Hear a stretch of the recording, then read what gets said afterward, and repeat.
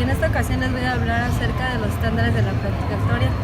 Los estándares de la práctica actuarial son lineamientos que tienen como propósito establecer estándares de práctica obligatorios para los actuarios que ejerzan su profesión en cada área.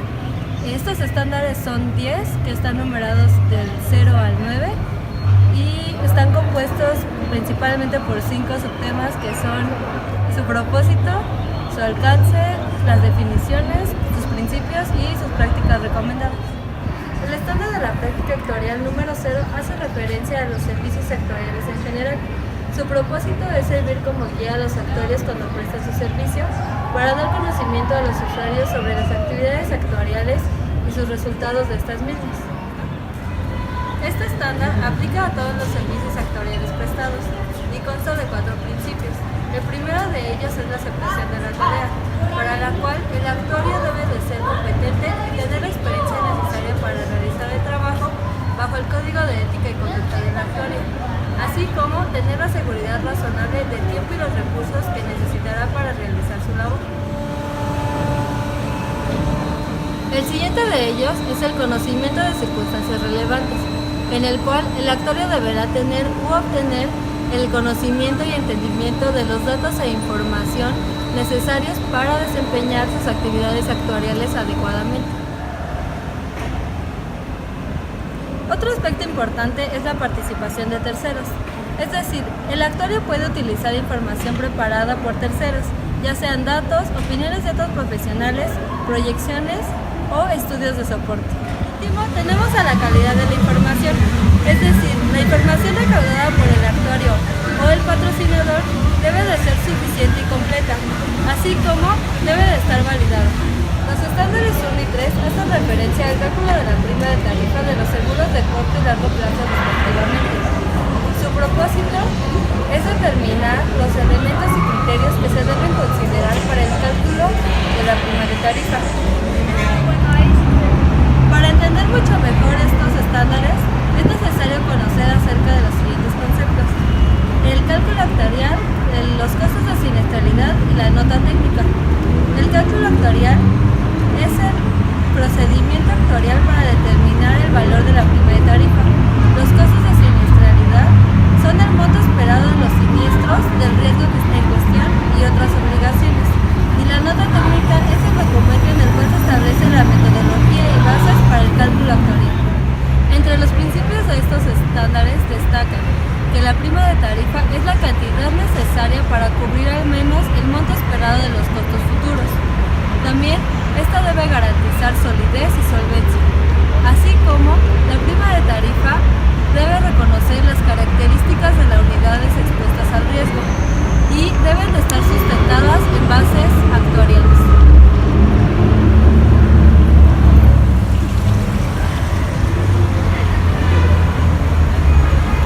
Las 3 prácticas recomendadas para estos estándares son el cálculo actuarial de la prima de tarifa, la cual debe realizarse bajo el método prospectivo y explícito del flujo de los ingresos y egresos.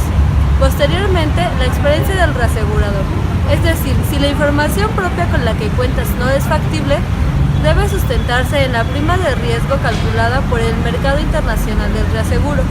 Y por último, la revisión de la prima de tarifa, es decir, a la prima de tarifa se le deben hacer revisiones periódicamente y de haber existido alguna modificación en esta, se debe rectificar que ésta siga cumpliendo las características establecidas.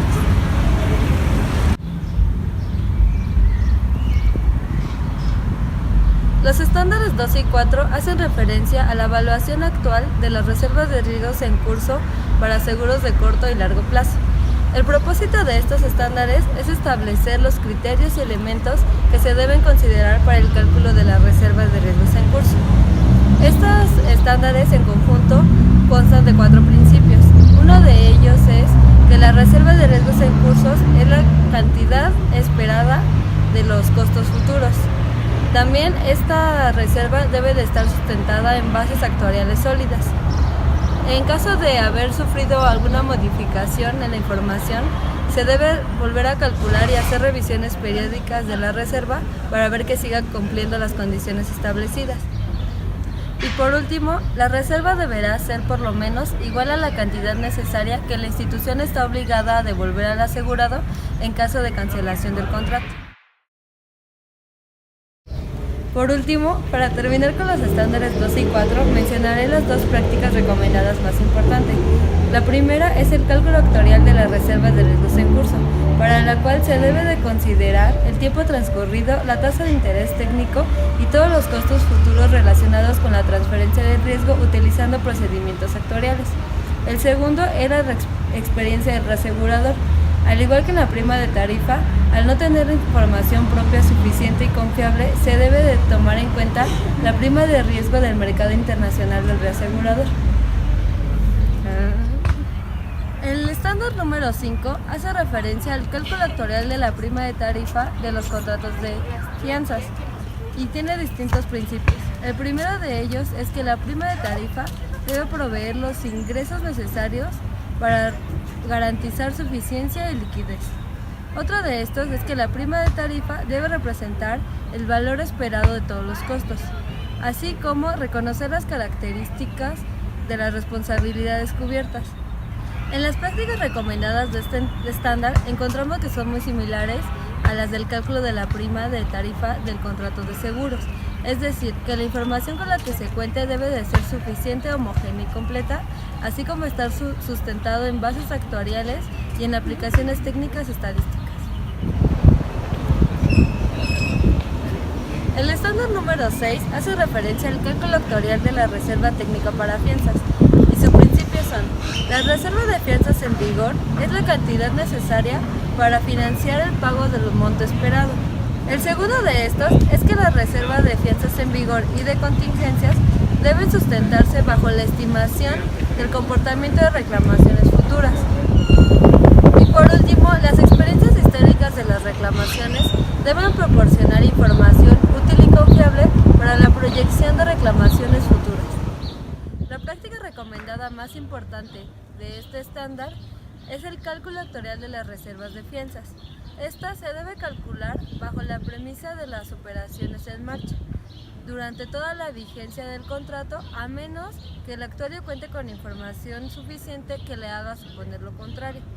Se dice que un negocio o una operación es en marcha cuando la afianzadora está abierta a nuevos negocios. El estándar número 7 hace referencia a la auditoría actuarial de las reservas técnicas de las instituciones y sociedades mutualistas de seguros y de las instituciones de fianzas. En el primer principio se dice cuál es la finalidad, la cual es expresar mediante la opinión de un profesional si la reserva refleja las obligaciones derivadas de las carteras de acuerdo con los estándares de práctica actuarial. Posteriormente, del principio 2 al 5, trata las funciones del auditor, quien es responsable de expresar una opinión sobre la situación de las reservas técnicas de la institución y debe mantener una actitud de independencia en todos los asuntos relacionados a su trabajo profesional. Posteriormente, del principio 6 al 8, habla de ejecución de la auditoría actuarial, la cual debe ser planeada, coordinada y supervisada adecuadamente.